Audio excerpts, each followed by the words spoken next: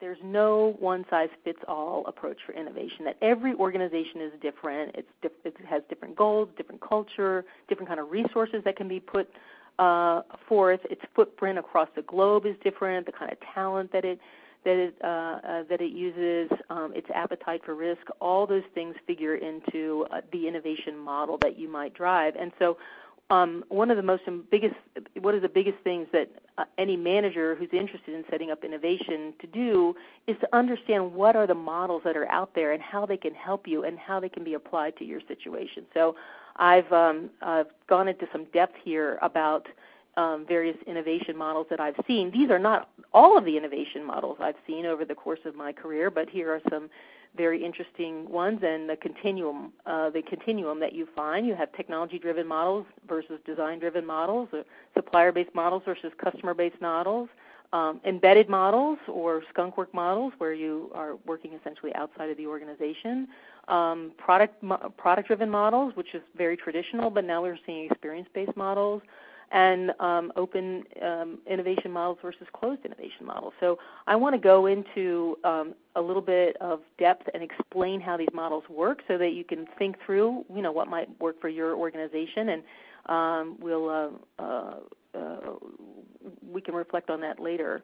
So first of all, the poster child these days for technology-driven innovation has got to be Google. So, they have their engineers spend 20% of their time on, quote, personal technology projects. And it's very interesting to note that about 50% of Google's product portfolio, its innovation portfolio, comes from this 20% of time that people are putting against their personal technology projects. So this is where, say, Google or Gmail and AdSense and Google Talk have all come from this 20% of time. And they also have something called Google X, which is the secret lab, where all kinds of projects get lost. You've probably been seeing about the driverless car, which they hope to systematize and be able to sell the technology to auto manufacturers. And the biggest thing that's been going around lately, if you've been watching the news, is Google Glass, which is really an exceptional technology, and it's basically a wearable computer with a head-mounted display.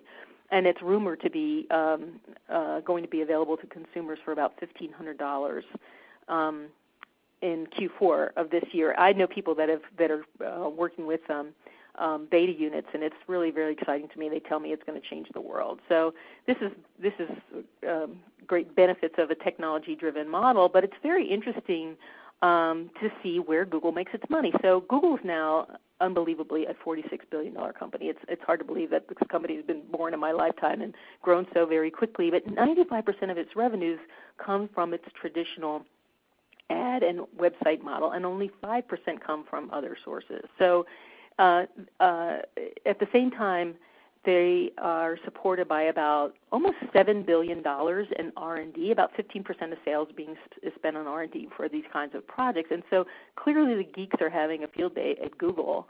But I'm predicting they're going to be one of the most, continue to be one of the most influential companies of this millennium. And, how they monetize all this stuff should be very interesting to see. But I don't think that they really worry about that. They have the luxury of. So you might contrast this with what I would call a design-driven model. And a couple of companies here are Nike and Target that use this design-driven model. And really come to think of it, Apple uses this model too, where R&D exists in these organizations, but it really serves to do the research, prototyping, and building what their design groups say customers will want in the future. So you probably all heard about Johnny Ive at Apple, and he's the kind of person that would be very, very powerful and probably have, well over 1,000 people working for him in design. And these kind of models are typically driven by user-centered approaches, which design is known for. And unlike in the Google model, where the technology goes looking for a home, the design-driven model really starts with user needs and then looks for the types of technology that can solve these kinds of user needs.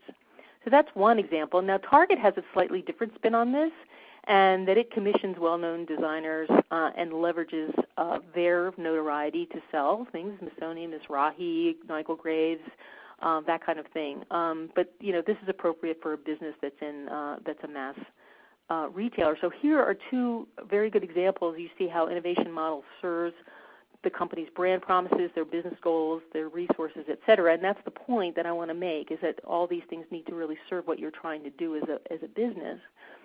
Another really interesting model is Trader Joe's, and Trader Joe's has a supply chain-based innovation model. It's one of the fastest-growing grocery stores in the United States. It was started in California over 20 years ago now, and many of you probably have them in your communities. They're really fun stores to go to. And now they're owned by a German family that is in the grocery business. But Trader Joe's secret to profitability and to its innovation is to offer a smaller number of SKUs than does any kind of traditional grocery stores. And so it increases its volume with a smaller number of SKUs at scale, so it can keep prices low, but provide a very high level of value at the same time. And because of the scale, they've got a lot of innovative food companies are really tripping over themselves to help become supplier to Trader Joe's, because they all know that some of this kind of quirky, offbeat stuff often becomes mainstream. And in fact, I think it has. So this puts the activity for R&D onto the supply chain and takes it off Trader Joe's P&L, which helps it make a lot more money. And surprisingly, its sales per square foot are double that of Whole Foods, which is an interesting statistic.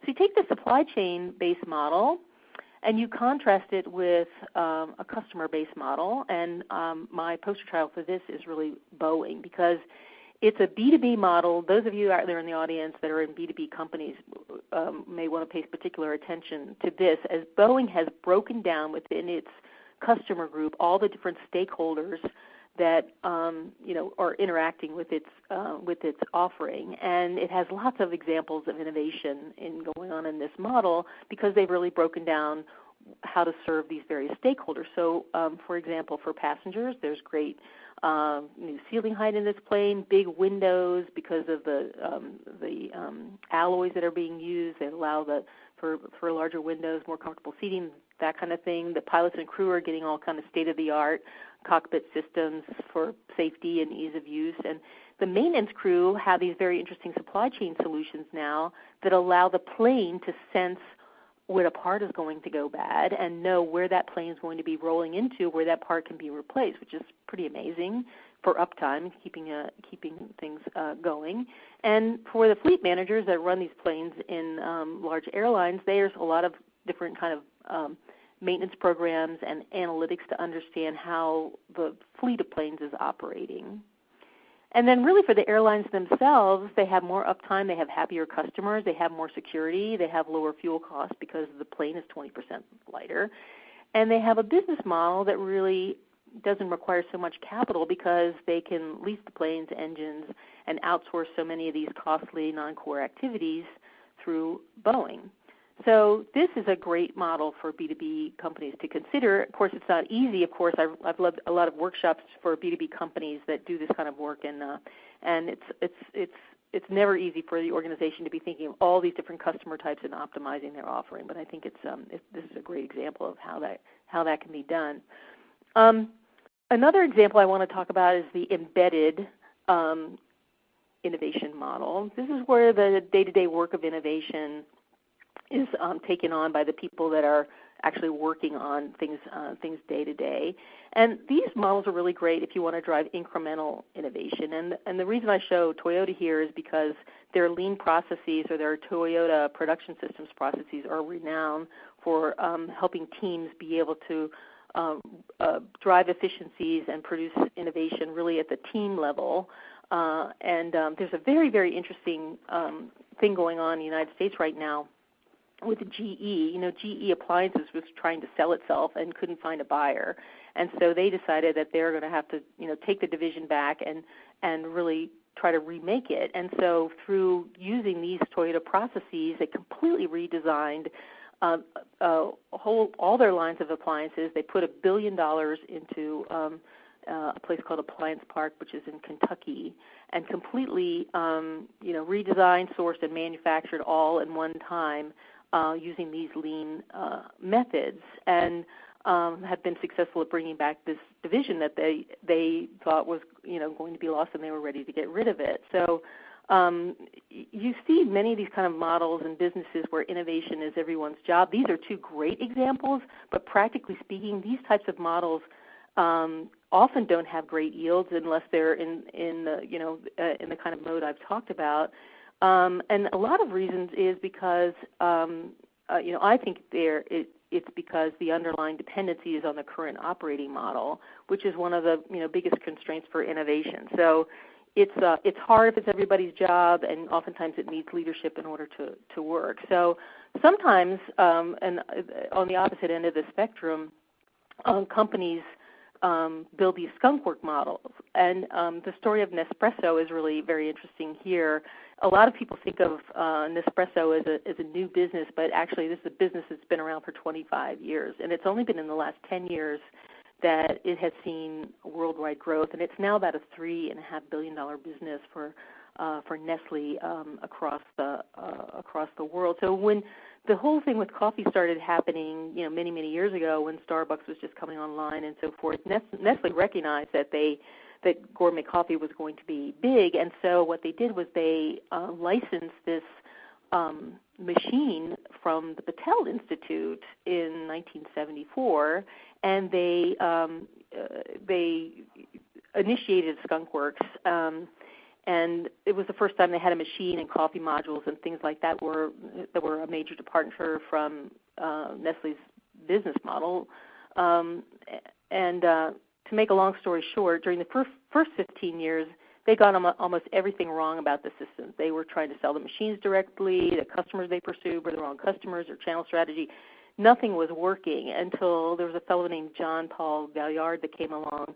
And he helped figure out the right manufacturing strategy, which is to outsource the manufacturing of these machines and the selling of those machines to luxury retailers like Bloomingdale's and Williams-Sonoma and so forth, and then formed this Nespresso club to sell direct to the consumer. And so things started taking off. And so the lesson here really about skunkworks is when you have you're anticipating an innovation model that's significantly different than your original operating model, it's a good idea to sort of get it out of the building so that the organizational antibodies don't come after it and say you can't do that here, et cetera, when in fact things like this can be done effectively, but they just need a different kind of mindset, different kind of incentive, different kind of people, things like that. But the trick here in these kind of skunkworks models is how do you integrate a business that's been grown in a skunkworks back into the mainstream model. So that's always an issue for people that are working with skunkworks.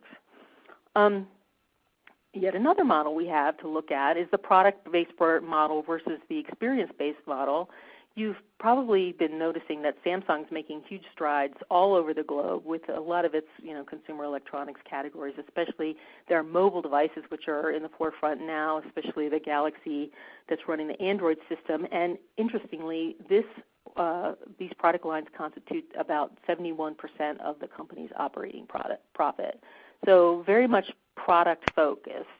And they're getting better and better at making profit from cell phones, but Samsung is losing ground, has lost ground to Apple, who's had an experience-based innovation model that encompasses all these aspects of the consumer electronics business, including the software and apps and music and retail and accessories and services, media, training, and it makes a ton of money off all of these experience elements and competes on an entirely different playing field. So we see Samsung trying to emulate Apple to a certain extent by putting Samsung stores in Best Buys. They're going to be doing 1,400 stores.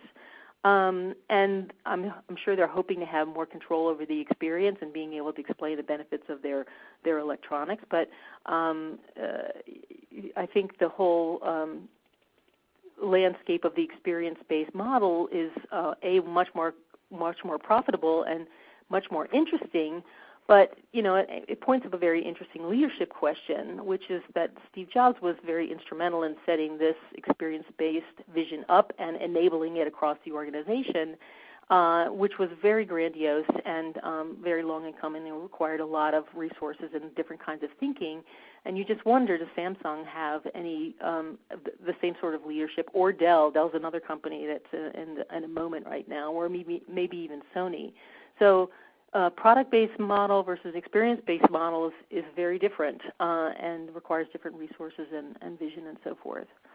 Yet another, and the last one I'm going to really talk about here, is the open versus closed model. And whenever I'm talking with clients about designing innovation models, you have to talk about open innovation because nobody can do everything by themselves these days. The world is just such a big place, and you need to be able to partner with organizations to be able to do any of the things that you need to do. But so it becomes really a matter of degree of open innovation. And so I've been working a little bit in the sports industry, and I've been noticing these couple of clients. You have a company like Under Armour, which is relatively young. It's about 17 years old, I guess it is. And you have a company like Adidas, which is about 7 years old. And so Under Armour, who touts publicly that it's all about innovation, has decided that it didn't want to have and build the same sort of R&D function that Adidas has built over the years. And so therefore it uses open innovation for finding new materials, for finding new processes, manufacturing processes, and technology that goes into its product lines. And it's very interesting that, that every time I read a Wall Street report on Under Armour, it's always talking about how innovation-focused it is. So I think it's credible that you can have no R&D and be an open innovation kind of house. And, on the other hand, Adidas has got like 1,000 people in R&D. It's organized in a very, traditional kinds of manner, and they do open innovation, but to a certain extent just in licensing technology coming in or going out of the lab. So, it's again, to the extent that you need to do this and the resources that you have and the wide-ranging technologies and other things that you have to go after in order to be an innovative company, you have to think about, what level of open innovation versus closed innovation that we should consider. And both of these models are effective, and they serve the companies in a very good way. So the question becomes, what is the right model for your organization?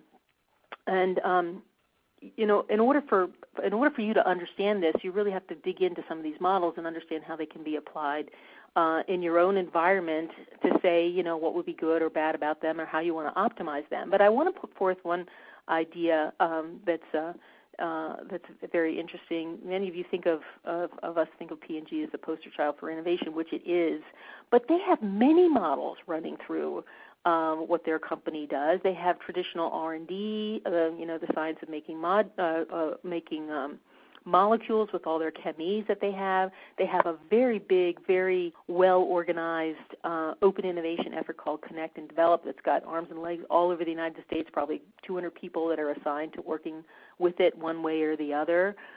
They have a new business creation group, which is kind of like a skunk works group.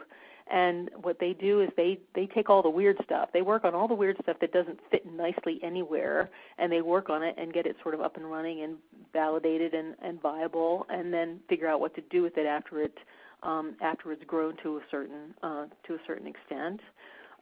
They have these protocols, I would call them, ways of doing ideation. They have a thing called the Clay Street Project. They also have this other place called the Gym where people go and get facilitated and they can help people with innovation. They also, I've been involved watching this over the years, they've developed a very wide-ranging design thinking program, which is really innovation process that is taught and facilitated all over the company. So it's not just a new product development.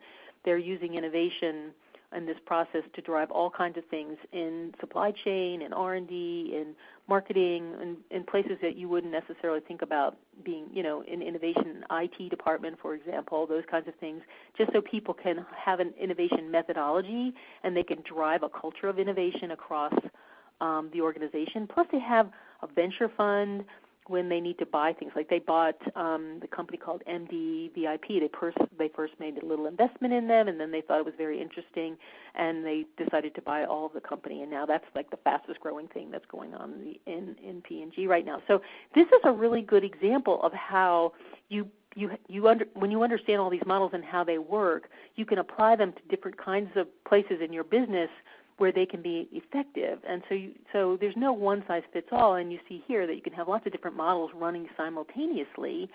And, once they get sort of up and mature and funded and, resourced and everything else, that they can constitute a real powerhouse of innovation across your organization.